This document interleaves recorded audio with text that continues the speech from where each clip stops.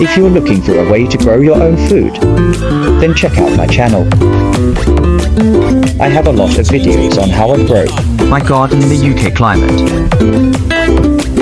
And if you like what you see here, please do subscribe and give me some likes. It really helps with the algorithm.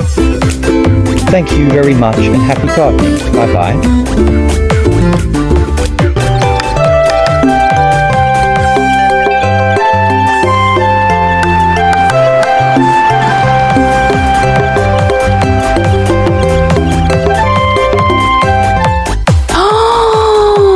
Yes, wow, perfect, love.